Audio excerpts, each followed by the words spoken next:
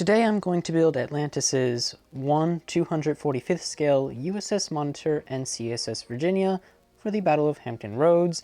Now this kit is actually a Lindbergh kit that originally released in 1962, and over the 60 years it's been available, it's actually still a very good kit. Overall it fits well and the details are quite crisp. I started with Monitor first since it's extraordinarily simple, and even with the alterations I made to the kit, it only took about 2 hours to construct. Now the first alteration I made was the turret top was not wood, but it was actually a thin iron sheet that was perforated.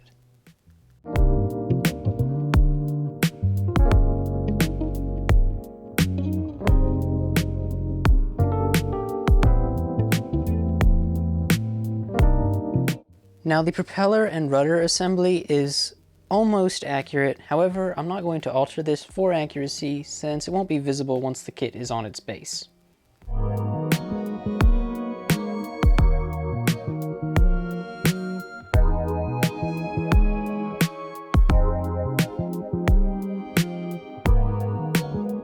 Here I'm perforating the top of the turret. The plastic for this kit is quite thick, so it takes an awful lot of time to do this process.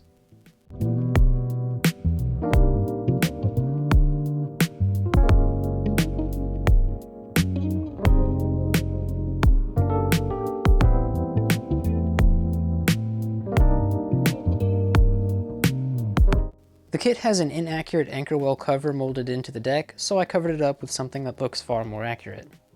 I added a flagpole to both the bow and stern, however, I found out that Monitor's forward flagpole was not installed by the time the battle happened, so I cut it off later. Next, I drilled a series of details into the deck, such as these deck lights, which allowed natural light into the officers' quarters, and also behind the turret was the exhaust for the galley stove. Next, I placed the turret onto the hull, and then once it's dried in place, I ended up drilling in a series of dents for battle damage based off the photographs and the actual turret at the Mariners Museum.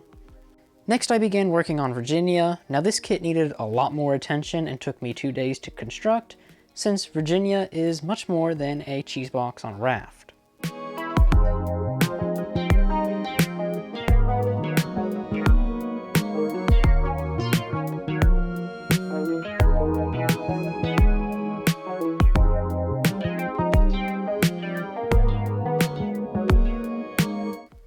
Much like Monitor's turret top, the Virginia's hurricane deck was also perforated. It's not exactly known how this looked, so I'm just going to drill circular holes in like on the Monitor.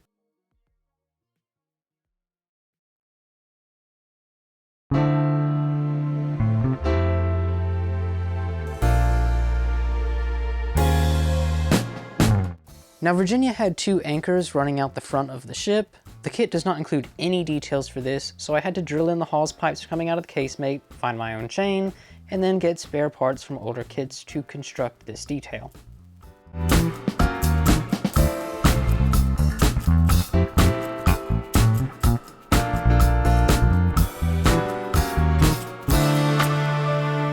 A feature this kit is missing is the 2 45-degree angle gun ports at the stern of the vessel. Since one gun covered 3 ports, they have this detail on the bow but not the stern, so I had to drill these in.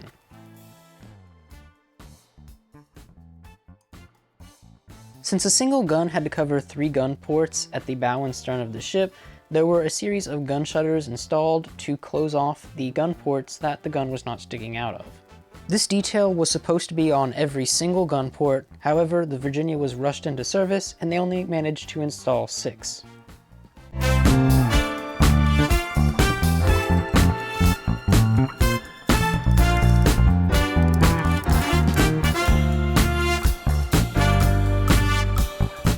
With the assembly to the kit before painting being completed, I went on ahead and started adding battle damage, since this is supposed to be the end of the March 9th fight, so Virginia's funnel was quite shot up and there's going to be a series of dents running along the casemate.